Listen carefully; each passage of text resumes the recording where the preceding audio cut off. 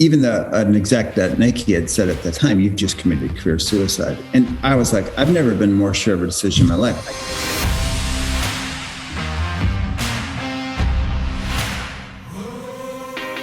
Hi, and welcome to the Unconventionalists podcast. I'm your host, Mark Leruste, and this is the show about what it's really like to turn your message into movement.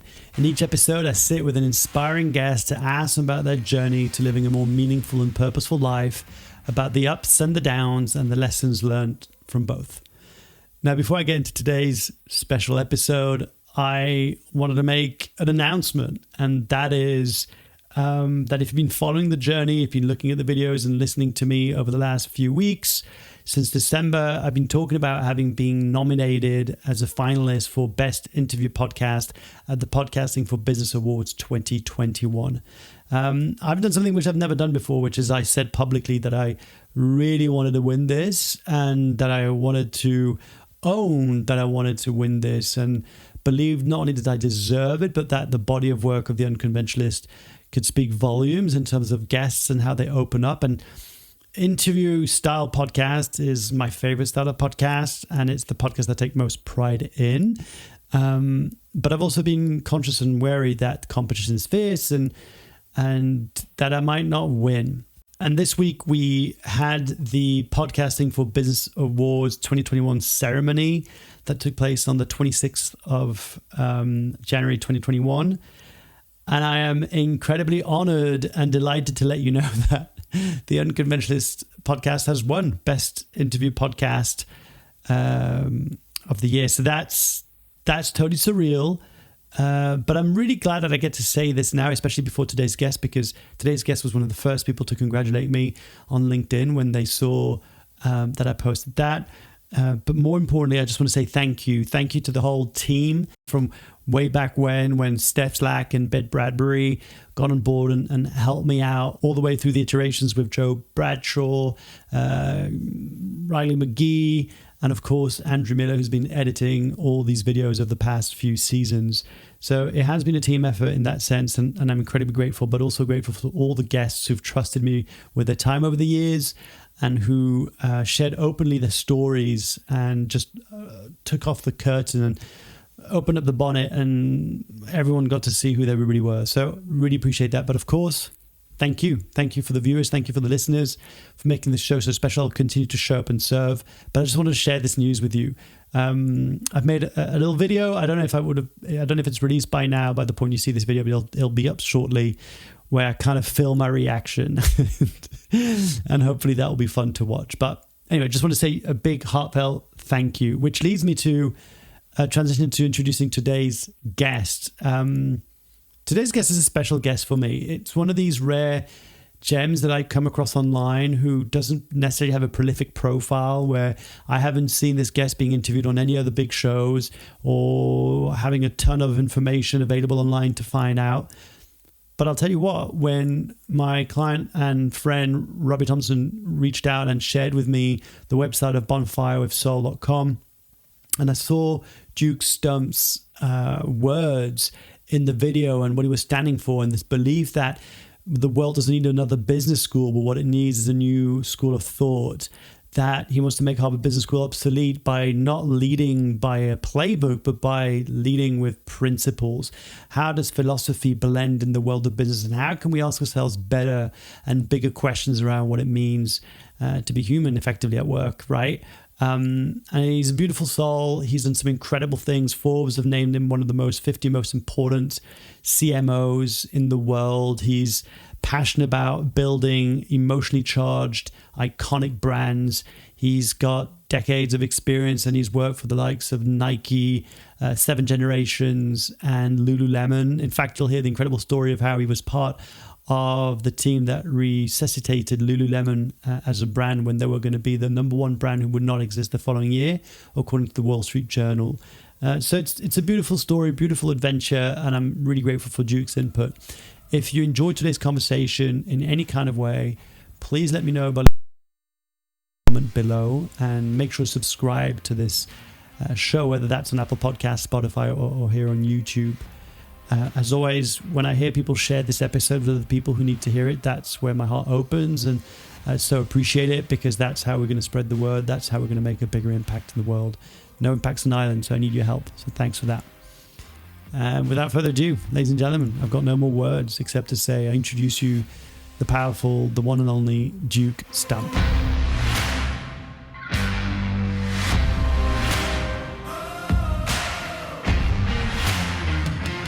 Duke, welcome to the show. Thanks for being here. It's my pleasure. Thanks for having me. So am I right in saying that you're in California right now? Like I saw in one of your bios that on the website, Bonfire of Seoul, that you're living with your family in California? Yeah. So we live, about 10 years ago, we made our second trip back to California. And so we live in a small town called Ojai, which is about an hour and a half north of LA. It's a small little town, about 8,000 people, filled with orange groves and horses. And it's a very spiritual town. Yeah. And it's just about 10 miles off the coast. So yeah, we have the luxury, although sometimes with fires, not so good. Yeah. In California. Yeah, I get that. And look, I want to say, and I said this offline, a big heartfelt thank you for coming and joining. Actually, I'm curious, what made you say yes to come on the show? Like, I'm always a little bit curious as to everyone's different journeys. Like, what made you say yes? That's like the proverbial question people ask me on everything I do. Like, what made you say yes to that? For me, it was one, I always think of just, there's an energy I look at. And I think the way you reached out was really beautiful. So I was like, oh, okay, it didn't feel mechanical or rote in any way. It felt genuine. And truthfully, I love the unknown. Yeah. So for me, I was like, wow, okay, like this feels cool, the right thing to do. So it was easy. Yeah. And to build on that, I heard you say that, as a kind of a species, we really don't like the unknown. Like we're kind of built to fear the unknown. But am I right to say that you're hardwired differently, and like there's something about the unknown that you kind of go, yes, please? I probably piss a lot of people off, honestly, because what feels very natural to me is the unknown. I mean, I left a beautiful career at Nike because after almost 16 years, because I could just see the next 16 years, and that was bumming me out. I was like, I want, I think lost is the art of serendipity in life. Yeah. We all want we want this like, hey, this is the way life should go. And the reality is, there's not really much we can control. Right. Especially now, right? Like what's happening in the world.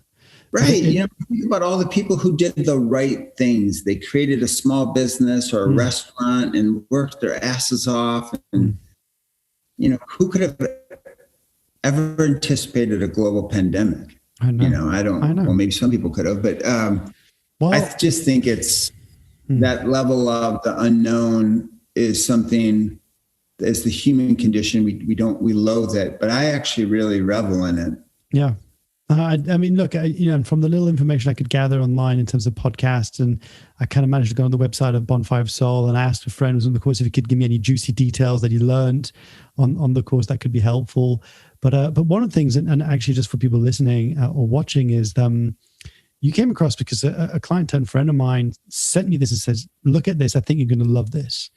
And I go on the website, Bonfire of Seoul. My immediate reactive response is, oh my God, I wish I'd came up with that concept. It's amazing. It just looks so cool. And then I looked at the videos and I'm really curious to hear, were you surprised by the impact and the response that you got from the video that you released around, I want to make Harvard Business School obsolete? Let me tell you why. Yeah, it's true of anything. I think that, maybe it is resonant or high engagement I think you can't force or even predict that. I have this principle, don't create magic, create the conditions for magic to happen. Yeah. And so Pete, my filmmaker buddy, and I was like, hey, I don't want to do this like sappy thing. Like this is me. And I really love, I don't know if you're familiar with pechakuchas, but pechakucha is a Japanese way of storytelling where it's generally 3 minutes and it's just a bunch. Yes. Okay. Like a really quick, like snap, like this, boom, boom, boom. Right. Yeah. Yeah, I think it's I love using it with my teams where I think like, it's like, hey, tell us about how you got to this point today. And people share the most amazing things, but it's nice because it's not this long drawn out, saga. And so, and also in the spirit of Dare to Suck, I was like, all right, let's just take some chances. And Pete was like, all right, let's do it this way. I was like, that sounds good. And so I didn't know where it would go, other than I also to me, it felt right. And that was all I needed. I was like, okay, this feels right. And some people love it and some people hate it, but that's cool. Yeah. Because we'll get on the Bonfire of Souls, because there's something fascinating that I thought about your journey as I was kind of listening, because I listened to a couple of podcasts that you interviewed on, and it seemed like there's this kind of openness to what if and what could be throughout your career. And you landed this because for those who don't know your background, you can go and check it out. You ended up going to university in Vermont, where Bernie Sanders used to be in government at the time. Is that right? So it's kind of like this. He was the mayor. The mayor. They say he was a socialist, but I'd like to say, like in the Swedish terms, he was a democratic socialist or social democrat. Sorry, but he was the mayor of. Right, because your mom's Swedish, right? Is that did I get that right? Yeah. My grandparents came over from Sweden. Yeah, so. And do you speak Swedish? Yeah. Jag kan prata lite svenska med. I can also like tax for Martin. That's it. That's sure, that's a good one. It's good. And what I love about that, I don't know why we go on this, but what I love about the Swedish language is that you can tell by the name of the grandmother who's cited, like mormor, morfar, farmor. Okay. Yes. That's brilliant. It's like, I know it's your mum's mom or your mum's dad without having to go into that. But anyway, yes. In fact, my mom is my father passed away a little over 10 years ago, but my mom is Mormor. Sorry, Farmore, my father's mother. Yeah. Okay. And so as you go to this university and you're going to business, you're teaching all this stuff about like, here's what you should be doing in business. Meanwhile, you've got Ben and Jerry's down the road, kind of disrupting and pioneering different ways of, values and bottom line, triple bottom line. And you get an option to go either to work at Stock Exchange in New York or go to play hockey in Sweden. Which, by the way, was that like a common thing in your hometown, like being a European, completely ignorant? A lot of people play hockey where you grew up? Yeah, so I grew up in Chicago in the Midwest, then grew up in New England. And although it feels like I spent half my life in Canada playing in tournaments and things, but it was pretty common. And it was a game I loved, obviously. So it was like, wow, I could wear a coat and tie every day in Manhattan, or I could just keep playing. This would be fun. I mean, I'm going to make no money, but who cares? And you go off to Sweden, but you'd been, obviously, I guess if your family had been from there, I guess you knew a little bit of Sweden. You'd been there before. Cool. But that must have been a big transition. I make up, going from living in the States, tournaments in Canada, suddenly living and being a professional hockey player in Sweden. Yeah, but that's once again the whole adventure and the unknowing of it. I remember flying into Arlanda and I'm like, I have no idea what to expect. Like, I have zero, this is well before the day of the internet. So you can't Google what the town is like or what's going on. It's like, okay, this sounds right. I've never met any of these people. This will be great. And, the hockey was really interesting. It was great. But I think what I valued almost more than that was when I got there, I had an amazing coach, a trainer who had such an impact on me in the game. But also the first week I was there, he's like, hey, I'll speak to you in English through December. And then I'm not speaking English anymore. I'm only Swedish. So you got to figure it out. And so I was like, all right, I'm going to go to school every day for 3 hours. And so... But it was amazing because I think a lot of times when you go to another country, you can be a surface traveler and not really dive into the culture. And it forced me, I think, to go much deeper into deeper layers of understanding from a sense of empathy, Sweden, the language, and it made my experience much more richer because I was like, okay, I can go to the store and have a conversation. I mean, I'm freaked out by it all the time, but I can do that. And this ability of yours to kind of seek the unknown and thrive into like these adventures. Was that ingrained like from a young age? Were you already like that as a kid kind of growing up, or did you kind of develop that at some point? I think a lot is my parents, I think they always used to say like the two worst words you can tell yourself are if only. And so I think we did a lot of little crazy things, and they were always doing interesting things. And so a lot of that I actually attributed to my parents. And what I loved is I think they always just lived in possibility, Yeah. And that didn't mean, by the way, things didn't get rough. Like, sure. I think sometimes people think, oh, I'm just going to take this leap and it's going to be beautiful with green grassy meadows. And then you're like, holy smack, what just happened? No. But the pain of any headwinds was far less than the pain of saying, well, gosh, if I'd only done that. So, because one of the things is, and I really recommend people to go and check out, I'll put them in the links, like just to hear a bit more of your background story. But it's how, and this is one of the things I'm really curious to talk about with you today, is how you fell in love with exploring what it means to be human in business.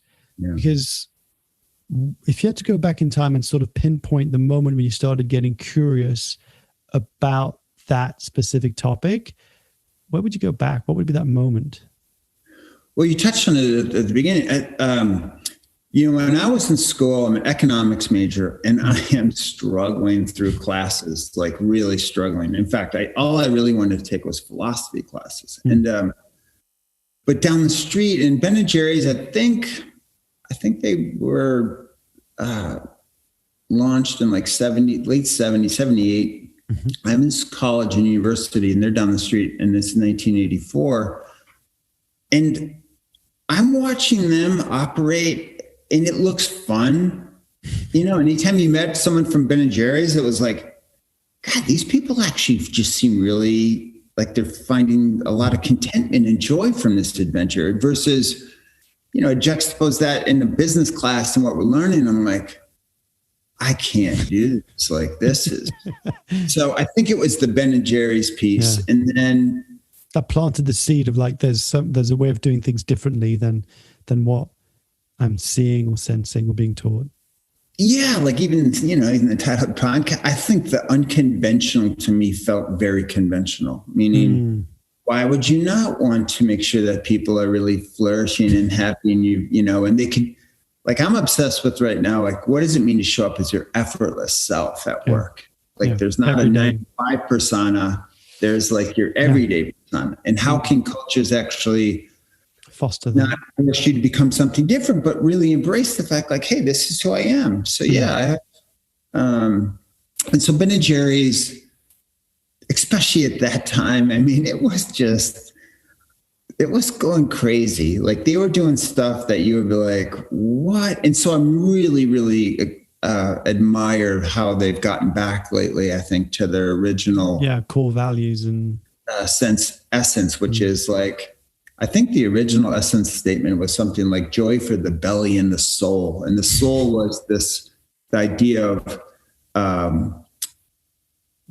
they were really, really interested and curious and passionate about social issues, and they were talking about things in the mid 80s that nobody was talking about. And so and Vermont is a really radical, beautiful state. Like it's a home of mavericks. Yeah, that's actually a much better word than radicals. It's isolated. And so because of that, it's very entrepreneurial, but it's very community oriented. Yeah. I mean, even in 1988, Jesse Jackson was part of the Rainbow Coalition and he won the presidential caucus. Now, Vermont at the time probably was one of the whitest states in the U.S. And yet here they are electing a black man to be the candidate for the Democratic Party. And so it's interesting. Yes. And they say your environment dictates kind of, how you flourish and thrive. And so if you're in that environment of just disruption and possibility and creativity, then that's going to flourish. But then you go off on this dream job at Ekine, I think it's called, or Iken, I don't know how to pronounce this, Nike backwards, like one of this dream job where your job is literally to be the essence of the brand on the spot and sensing everything, and you're getting to meet people. And you stayed 16 years, is that what you said at Nike? Yes. I always love how you folks in Europe call it Nike versus Nike. And is it like, Nike? Is that No, it's actually awesome. Like, you always know where someone's from when they call it Nike or Nike. And, and then the traditional response I get from my UK friends is, well, you don't call bike bikey, you call it bike. That's such a good point. Yeah. But one of the things that I thought that was really interesting, and when I heard Minty talk about this, is, you had a phenomenal time. You say this in your video, you say, while other people were making teas and sneakers, we were bottling inspiration. I think that's such a powerful statement, and almost like we're just operating on a different lane, like a different level. We're just not worried about that. But you said, I think I heard you say, for all the controversy that happened at Nike, that was one of the reasons why you kind of thought, okay, maybe it's time to shift. But you also mentioned that you had this 16-year, like, you could see where you were going. It's easy to look now and connect the dots back and look at your journey and say, like, that was the right decision, but it must have felt tough then. Like, it must have felt maybe a little bit uncertain or crazy that you were ditching this perfect kind of on the outside job. Yeah, it's interesting. I mean, at the time, the whole thing was nobody leaves Nike. I mean, it was a revered place to be. I felt like, for me, it was great. Beginning with the Econ job, that first job, and all the way forward, I just felt like I went on this amazing learning journey. Yeah. And I learned from both all the great things, but also hardship. I think I allude to the labor crisis as one of those things. But my wife and I did this exercise called Imagine a Day. And you sit down and, the exercise is your 2 feet hit the ground. You're really excited about the day. What does a day look like? And you're not talking about what your job title is that you have, but you say, this is what I want a day to look like and feel like. Yeah. And you do it in our exercise, we did it together. So it wasn't a career thing, it was a life thing. And what I recognized then that for me was, I was super intrigued on this idea of corporate responsibility. I wanted to be a part of something that had a little bit more Vermont in it, that maverick. And I wanted to be a part of something that was involved sustainability. And so I didn't know the answer, but I was like, I'm in this field where it's all the things that I'm curious about, but that are motivating and inspiring to me. And so we did that. And I got this offer to go to 7th Generation. And so when I made that leap, a lot of my friends were like, you're an absolute idiot. And because you're going to go from Nike to a company that's $50 million, 50 people selling laundry detergent. And even an exec at Nike had said at the time, you've just committed career suicide. And I was like, I've never been more sure of a decision in my life. I didn't know what to expect. But it felt right. It just felt so right. And when I got 7th Generation, man, that's why I always say I learned about the role of soul in business. And for those people who don't know, at the time it was actually voted best company on the planet. And it was just, we were pioneering interesting, green, healthy environmental products. But what we really were doing was we were reimagining what corporate responsibility could be. Okay, because I've worked with a client called Method and Ecover. I don't know if you've heard about them. Yeah. So they're amazing, like the culture and internal and that kind of. It was such an honor to kind of get to spend some time with them. Yeah. But that's it. So it's that kind of the American version of Ecover, I guess, in some way, or just doing. It is actually. Yeah, in fact, actually, the Method guys started their business right when I was at 7th Generation. Adam and I forget the other founder, but they were brilliant in what they were doing. And Ecover was obviously, I think actually Ecover bought Method, right? Yeah, they did. Yeah. But for us, and this goes back to like at Nike, I have this principle, widen the lens. You have to understand what business you're in. And so like Ben & Jerry's wouldn't say they're in the ice cream business. They're in the business of like this, I think social justice, social equity. Yeah. And the ice cream is a vehicle, a platform to be able to communicate that story. And at Nike, we were bottling inspiration. At 7th Generation, for us, it was, hey, we need to create the best environmental products we can. It ended up selling to Unilever, actually, a number of years ago.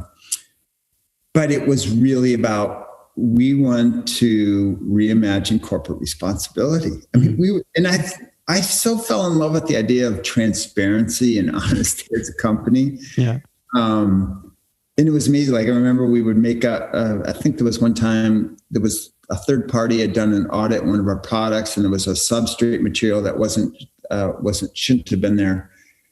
And I remember Jeffrey, our CEO, our founder, is like, well, let's tell everybody. And my first thing, I was like, whoa, is that what we do? Is that what we do here? And it was like, yes, that's what we do. And so, in fact, my first ever big meeting at 7th Generation was we partnered with Greenpeace, which no for-profit in the US had ever partnered with Greenpeace. And I'm sitting in the meeting with the Greenpeace team. I'm like, this is unbelievable, man. Like, I love this. This is crazy. Yeah. So I've got a quote from a friend of mine who's on your Bonfire of Seoul, who talked about, and I might be misquoting this, so please apologize, but that you went to meet Yvon Chouinard, the founder of Patagonia, and you had a lunch. I don't know if it was lunch with him or something like that, but apparently you had a lunch, and he told you something on the lines of, the problem with you guys is that you, like, I don't know if you said, you fuck the world up, or you screw the world up. You're like, I don't understand. And it's like, yeah, you're so focused on something. But something about, is it start inside or start within? It begins inside. Yeah. It begins inside. You basically called me an idiot, which I was like, yeah, I get it. Actually, the irony is Patagonia is just down the street from where I live. Oh, really? Okay. Yeah. So I've come kind of full circle, and a lot of our friends here in Ojai are Patagonia folks. But yeah, I had lunch with him. It was great. I was at 7th Generation. I flew out from Vermont to California. I was doing business, and I had really the fortune of just having a one-on-one. And he said basically, like, man, you got it all wrong. Like, you're spending all your time on focusing on the outside world. And he said the number one audience you need to make sure is alive and well, and there's vitality, is your inside culture. And then, and then you can look at that place. I mean, they had daycare in the 80s. Their boardroom is not a boardroom of seats, surfboards. I mean, it's like, they've done all these really interesting things, and it's not perfect, mind you, but when he shared that with me, I was like, that became, like, for me, just the core element of how I wanted to live, which is to recognize, we need to make sure that there's an attraction and a relevance to the outside world. But when you do it inside, I mean, you probably even noticed it in your work. Like, when you go to places, you can almost tell, like, how they're doing by the energy that you experience or feel when you walk into their headquarters or office, if you will. I used to say a joke to some of my clients. I say, I actually judge a company's culture by visiting 3 places. I visit the kitchen, the boardroom, and the bathroom, and those 3 places will tell me more about how people treat each other than any writing on the wall or any fancy brochures that they'll give me. And this is kind of what I'm really excited to talk to you about. I want to give people a little bit of background on your journey so they understand. But I'm fascinated to pick your brain and heart around this idea of, how do we change the way that companies are leading effectively and operating, less from a place of how do we maximize profit and utilize our resources, to how do we become the best place for people to come and show up. I love how you call it about, being your effortless self. How do we start with it? Because on the outside, like when you look at your resume, it's kind of, you're a brand specialist, I guess. I mean, you then after that you went to Lululemon, and I really checked. Again, I'll put the resources where you talked about your experience at Lululemon, reviving a brand. I think you said it was like on, is it Forbes or someone said that the brands won't exist next year, and like Wall Street. Wall Street. Fall of 2014, it was listed as, they listed 10 brands that won't exist in 2015, and number 1 was Lululemon. And so when I went there, my friends were like, once again, you're a complete idiot. And I'm like, no, Yeah, it feels right. I want to know this mindfulness space. So. Yeah, and on that, like, you know, the campaigns that you guys did were amazing, and one of them that you came up with was, you know, the world doesn't need to do yoga; it needs to be yoga. How did you come up with that? Like, I'm just curious, because, you know, when I've heard you talk about it, it feels effortless, but it's like that is like it's a powerful kind of statement, and it captures something that we can resonate with. How did you come up with that?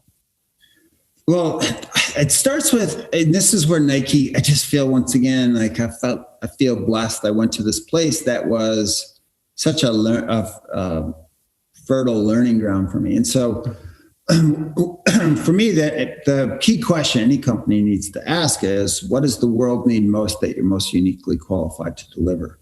Yes, I want to pick your brain on that. I so want to hear more about that, because I've got it on a post-it. The first time I heard you talk about it, I've got to hear, what does the world need most that I am most uniquely qualified to offer? And it's been kind of occupying my brain ever since. So I'd love for you to distill that and unpack that for people listening or watching. Yeah, I think a lot of people tend to play small, and I don't mean that in a demeaning way, but I think they hold the opportunity of how they view the landscape is in a very myopic manner. And so I have this principle, widen the lens. Like, you have to widen the aperture. So for Nike, it wasn't, hey, we're going to make sneakers and tees. It was, what does the world need most? Was like, we need to bring inspiration and innovation to the world. Like, we need to inspire people around fitness and these other things. And so that led to Just Do It. And at Lululemon, I mean, I will say it can be hard to figure out the simple, the bottom narrative. Like the bottom line, like the gist of, because I think a lot of times we can wax poetic with many sentences, and then you're like, well, what are we about? And like, I can't remember. We are the hope of future that comes. So, but at that moment, I was fortunate. Sometimes, like, you can't see the forest through the trees. So I reached out to Mira Kadura, who is an absolute force. She's created an agency called Red & Co. in Portland, Oregon. She was former creative director at Wieden & Kennedy, which is a luminary agency. And she was the creative force behind the Girl Effect, which is arguably I think one of Nike's most amazing bodies of work. And so we spent a lot of time together, and where they got to and helped us was like, okay, what does the world need? We were like, gotta take yoga off the mat. Like, my fear was that we were bastardizing a 5,000-year-old spiritual technology by just showing people on a mat, when really there's 8 limbs to yoga, and we were showing one, asana. So we realized what the world, and this was the way they framed it, was it doesn't need to do yoga, it needs to be yoga. So what is being yoga? Being yoga shows up every day in our lives. So what does that look like? And so we did a campaign called This Is Yoga, and there was nothing on the mat. And it was... And people must have thought you were crazy, right? Like, people who've been there for years was like, wait a second, dude, you're going to tell me that you're going to do a campaign about Lululemon and we're going to not going to see a single person do yoga? There's been a trust me, there was some people inside Lululemon, and they were like, I don't get it, man. We're trying to like drive sales here. And I'm like, I know. Like, it's, and it was a leap of faith. I think that project probably was the one, you know, I remember telling my team, like, are you, right before the launch, you worried? I'm like, yeah, I got some fears in it because we've invested a lot, and it's a bold move, but it just, once again, it feels so right. And I think rather than do another ad with someone on the yoga mat or whatever, it was like, no, we need to honor the idea of yoga. And did you get your team, because coming back with it starts with, and I forgot what you said, that it begins inside. It begins inside. Thank you. Were you like keen to get your team first, like, on board and pumped about this, and like, this is what we're about, and we get this, before you got into the world and kind of share this message? Yeah, I mean, I always say the hardest part about that campaign wasn't launching it; it was getting through the internal gauntlet. And Lululemon, to its credit, has a really vibrant culture, and it's decentralized, meaning, you know, each market or whatever has the ability to self-organize and do what they think is right.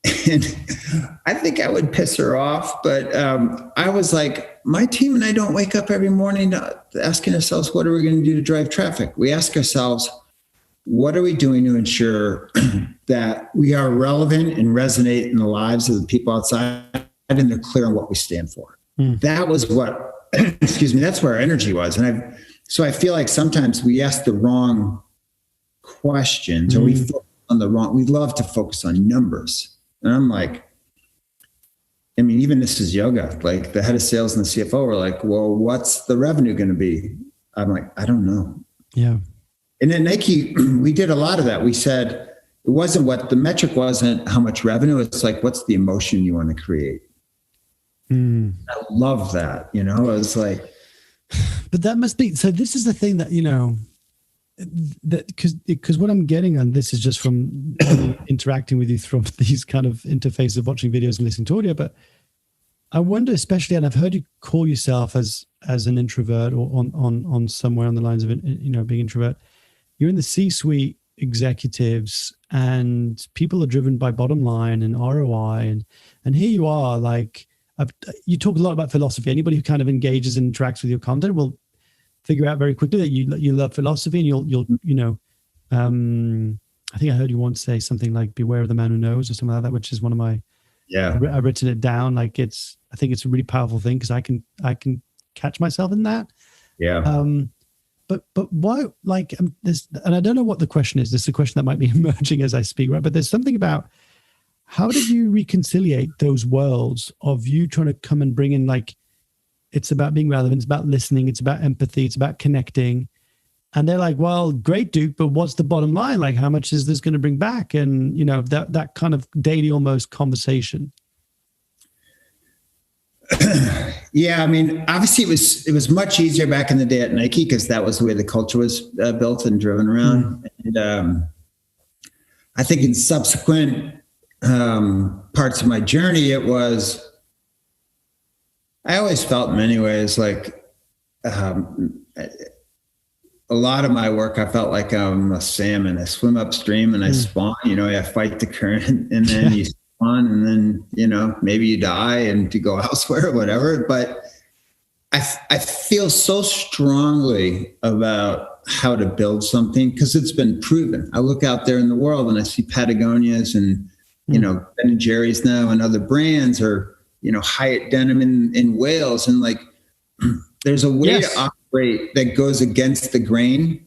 Yeah. There's a little bag there. Stay away to the back. I heard you talk a lot about do lectures, and I read a bunch of David's book and a few stuff like that, but I actually went and bought a pair of jeans after listening talk about them. Then I went on their website, looked at their documentaries on YouTube, and I was like, man, I love it. And you talk about this emotionally charged brands. I was like, I feel connected to this, and I want to help. I bought a pair for my brother for Christmas. I was like, I'm not going to get you anything else but this, keep this for life and all this stuff. So anyway, yes.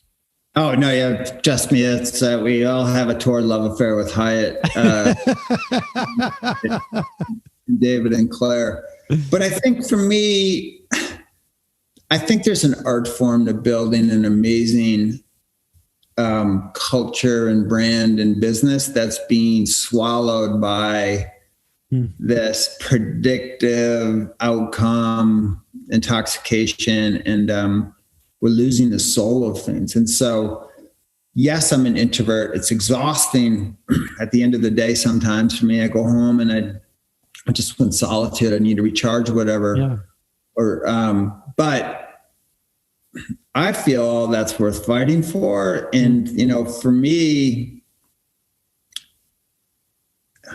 yeah, I mean, I've been in a lot of C-suites where people look at me, even this is yoga. I was in an exec offsite with Lululemon team, the C-suite team, and I was getting challenged on this is yoga. And I said, hey, if it doesn't work, I'll leave. This was, you know, I just was like, that's how strongly I feel. And I just think business can be done really beautifully. And when I say beautifully, like I have just a lot of empathy and love for people within a company, not just the outside world. Yeah. And, you know, I know for a fact when people have great cultures, more often than not, they have great businesses. And so I see that changing, unfortunately, for the world. In fact, the stats show that, actually, the data points show that. the engagement and loyalty that people have for companies is like way, way down. And so I just, once again, I think it's okay to break the rules that bind. And as an introvert, as much as it's hard for me, I think also an introvert, by the way, what I love is you just listen quite a bit. So I would write "Beware the Man Who Knows" quite a bit in my notebook, because I was like, no one's asking questions, everyone's making statements. And it was like, I just was reminding myself to always live in inquiry. Yeah, I love that. So I know we're running out of time, so I want to be mindful. And the next chapter in your career is you went to Lyme, and you fell in love with the idea of mobility to revolutionize and change communities, and that didn't work out in the end for various reasons. But Bonfire of Seoul, I really want to spend at least a few minutes on that. That was something I'm going to guess that you wanted to birth into the world. Must have taken a little while. It's out. How did the first round go? Have you done one or two cohorts? I think we've done one cohort. We did it this past fall. We'll do 3 more in 2021. Okay. It's interesting. During one part of my career, I opted out of the world of branding, and I taught at graduate schools. And my parents were high school teachers growing in my early years growing up, and I just loved teaching. I was like, this job pays shit. And it was the most rewarding thing I've ever done, because I think in that model, you're mentoring and you're being mentored. And I've heard you. Was that before or after you coached a soccer team for you, a football team for me? Did I make that up? Did you? No, that was later. It was right after I left 7th Generation. I created my own company, and the world went upside down with the financial crisis. And then people reached out to me like, "Hey, do you want to teach?" And I'm like, "Well, there's nothing else going on, so sure." And I don't know how to teach, but sure, I'll jump in. And so in January, when I did the Imagine a Day exercise of last year, even when I was at Lyme, I was like, I want to teach. I was just like, so here I am in the belly of a Silicon Valley company. And it just reinforced like something has to change. I have a unfettered set of beliefs that run counter to how we operate. And so I was like, I'm going to teach. And I was going to go to graduate school. And then I was like, I was talking to some people, and like, I feels like I have to play by all those rules, and I don't want to do that, And then I talked to David and Hyatt, and he's like, "Hey, we're doing this online course thing. Like, what do you want to do?" And COVID was a blessing, right? Because I don't think I would ever thought of doing an online course. And then we're like, all right, let's do it. And so the whole premise was, I jokingly say I want to take, obsolete Harvard Business School. One of my amazing mentors in life is Buckminster Fuller, said, if you want to change existing reality, obsolete what currently exists. So Bonfire of Seoul for me is about just creating a new school of thought around business. And it's based on 12 principles that I've curated with friends and my own experiences. And it's interesting. I think as I was reading the reviews on the course, it was actually really quite favorable, and people were saying a lot of things, but there was a couple that were like pretty negative. And I think if people want solutions or tactics, it's not the course. Yeah. It's really, I'm trying to provoke people to think differently and then make it their own. And well, it's what you said. You don't believe in creating magic. You believe in creating the container for magic to happen. Correct. I think that feels like a good. And so, what was it for you? What was it like for you? Like, I'm curious about what was the experience like. Were you surprised? Like, was it? I don't want to say bigger than you expected, because it kind of puts a quantifiable metric of measurement of success. But were you pleasantly surprised by the kind of the impact that it's had? Yeah. Well, first of all, I was scared shitless throughout the entire. Because, I'm putting myself out there in a way that I've never done before. I've done it inside companies, obviously, but not like this. I didn't know how it would go. It's funny, I partnered with the Do Lecture team, and even on numbers, we're like, I don't know, there'll be 4 people, my mom, my sister, my wife, and maybe a friend. But it was received well. Like, we had over 500 participants from around the world in 31 countries. That's really good. Yeah. And, the ratings, I actually enough. Like, I mean, everything was favorable. It was encouraging. And I think what I loved most is seeing people, the spark in people. Yeah. Whether you're an entrepreneur or in a company, to be like, oh, right, there's this permission slip to think differently. Like, yes. And me, the Bonfire of Seoul is kind of a gentle push for people to be like, okay, just take that first step. And so as much as it scared me, I also thought of my parents, if only. And so if I hadn't done it, I think I would have been like, what? Why did I not do this? Like, do you think Bonfire of Seoul is your answer to the question, what does the world need most that I am most uniquely qualified to offer? How would I answer that? No. Do you think Bonfire of Seoul is the answer to that question for you at that moment, at least when you launched it? Yeah, well, I think it goes back to, I think what the world needed is a new school of thought. Yeah. You know, I literally think we're taught the wrong thing. So like even the idea of competition, I think that's such an archaic thought. Sure. And yet what happens is you get into companies and everyone becomes like inebriated with competition, and then it creates tension, and that creates desperation. Yeah. And at Nike, we seldom, if ever, we were always attuned to what was going on. We never talked about the competition. Yeah. Because we knew we were going to play a different game. We were going to bottle inspiration and bring innovation, and everyone else was going to make sneakers and tees. Yeah. And so it was just, so it's those things for me. And I think when I think about why cultures are floundering, I'm like, well, if every day you're asking people to focus on it, I mean, how many people truly wake up and go to a company because they're fascinated with driving revenue? Versus if you focus on the things, the conditions that can ultimately drive revenue, that's different. And I feel like we're just taught bullshit, honestly. I feel like we're taught bullshit. And then, to me, business right now is like a kid's football or soccer game. The ball goes in the corner and the whole field, everyone on the pitch goes running towards the ball. And like, that's how business is done. And yet there's these outliers that have proven that there's a different way of doing business that I find romantic and alluring. But I'm with you. I'm like 100% with you. And I'm just curious to hear, because do you do a bit of work in companies? Do you also do a bit of that, a bit of consulting, a bit of teaching companies, or do you do primarily kind of to cut like B2C, I guess, through the do lectures and the teaching? I've been doing, it's funny, even after a Bonfire of Seoul, some people have asked if I would do a corporate program for their entire company, and, still kind of deciding what to do. Yeah.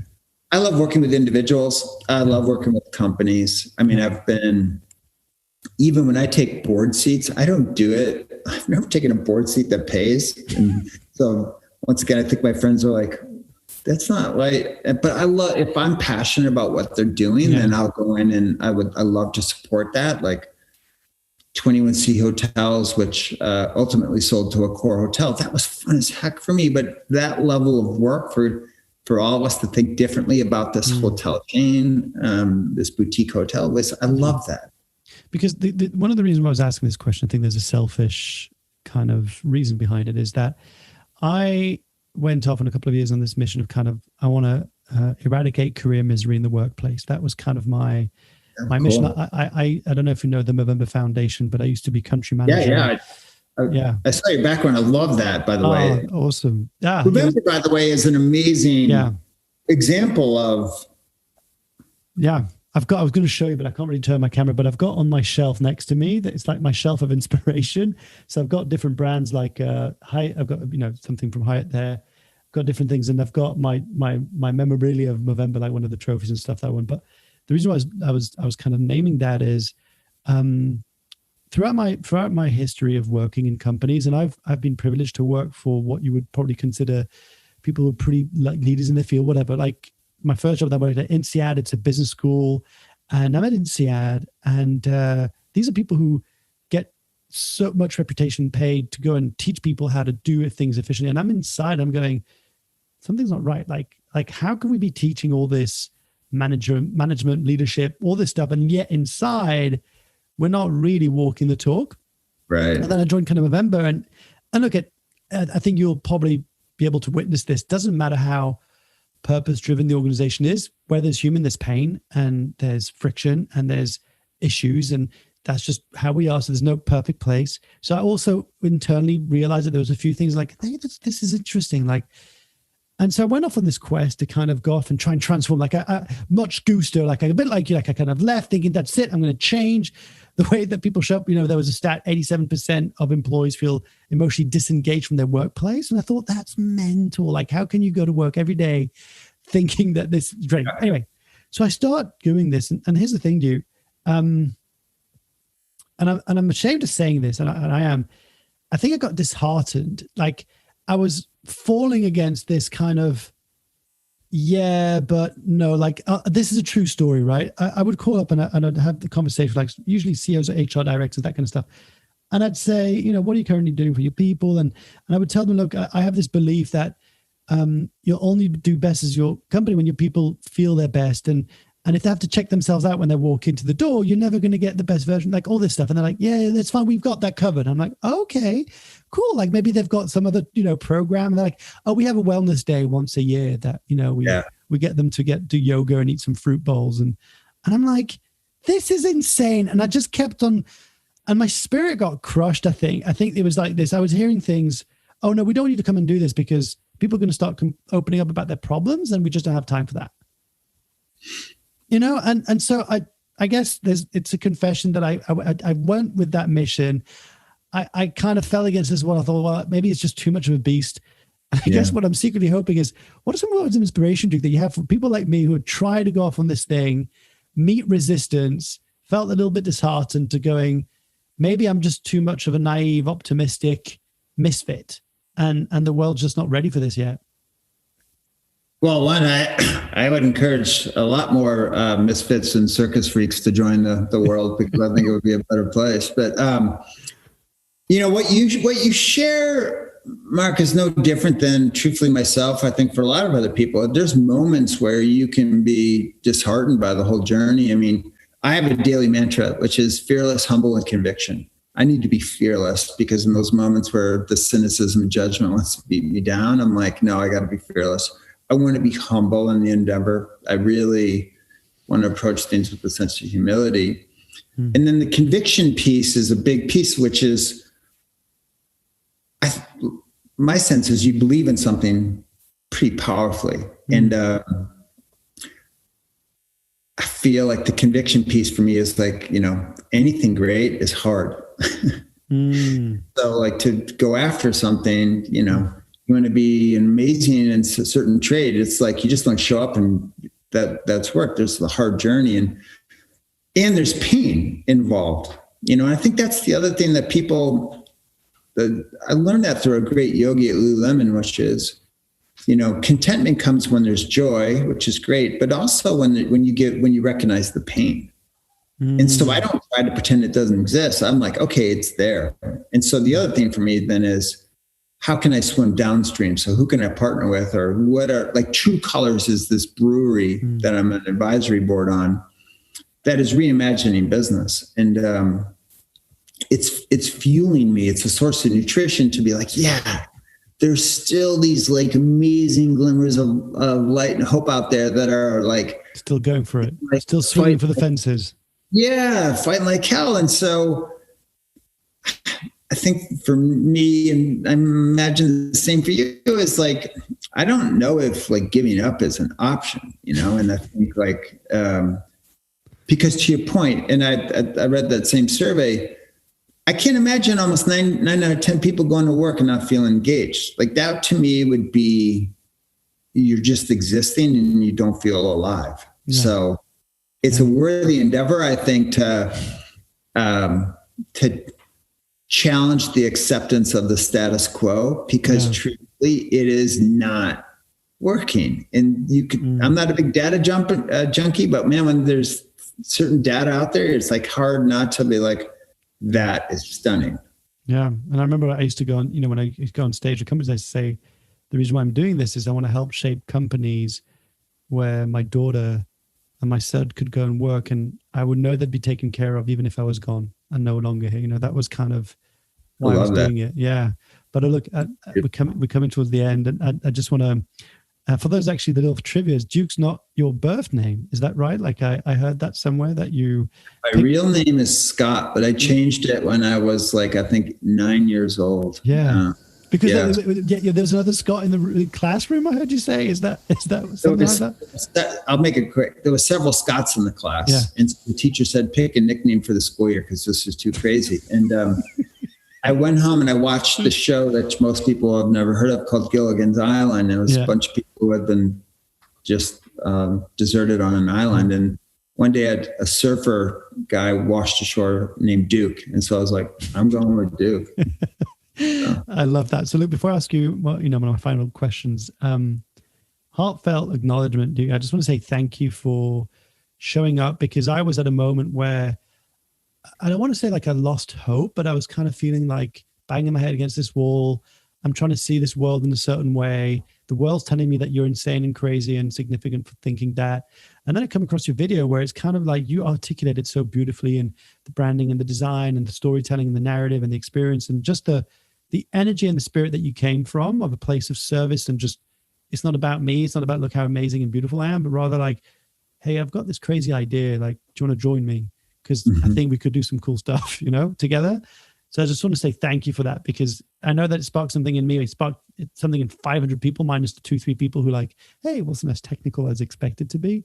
But thank you, and please continue. That's kind of, the bottom line of that long gist.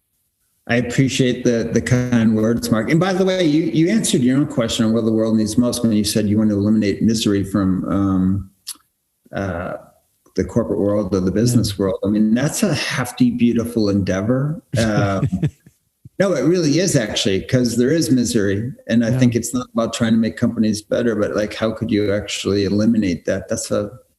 I gravitated when you shared that. Thank you. We're doing our bit. So final question is, what does being unconventional mean to you?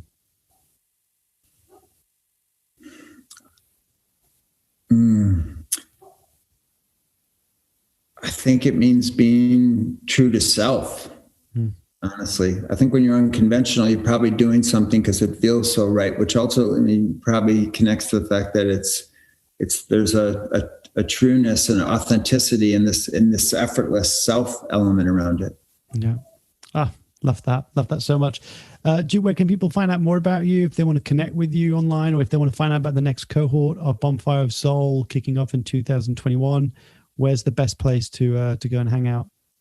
So bonfireofseoul.com is in the midst of being updated to incorporate the next class, which will start in March. And then I'm a total hack on social. I go by a Swedish name on Twitter, Skratta, Skratta. That means to laugh. And then I'm on Instagram under Duke Stump. But okay. So it's perfect. I'll put it all in the show notes. Duke, I appreciate it, brother. Thank you so much for coming on the show. And it's been a genuine pleasure and honor. Mark, it's been wonderful. I appreciate you, the invite. Thank you so much. There you have it, folks. I hope you enjoyed today's conversation as much as I did. I really appreciate Duke having spent some time on this episode, and really appreciate our conversation we had after the show, actually. Just incredible human. And you rekindled the fire inside of me that believes that there is a different way to do business. There's a different way that we can show up at work, that we can be trying to create places where we genuinely want to show up every day, and where I'd be proud for my kids to go and work. That's the kind of world that I want to help shape. So I really appreciate for that kind of fire being reignited. But let me know, what was one of the biggest takeaways you got from today's conversation? Did anything we talked about resonated with you or spark something? Please let me know in the comments below. And of course, if you enjoyed it, please subscribe and leave a rating and review. Makes a big difference, wherever that is, whether it's YouTube, Spotify, or Apple Podcasts, right? Again, thank you so much for the honor and the privilege to have been selected as the winner of the Best Interview Podcast at the Podcasting for Business Awards 2021. Feels crazy to say that, but that's it. The Unconventionalists is now an award-winning podcast, and I believe it is a life-changing podcast. I truly believe that with all my being over the last 5 years. So many powerful conversations. If you're new here, make sure to go back and check out the catalog. We've got over 140 plus guests, inspiring conversations who've shared their life story and their life's work. and it matters, right? And you matter, your story matters. So until next time, remember to be true, be brave, be kind, and I can't wait to hang out with you in the next episode of the Unconventionalists podcast. I'll see you there.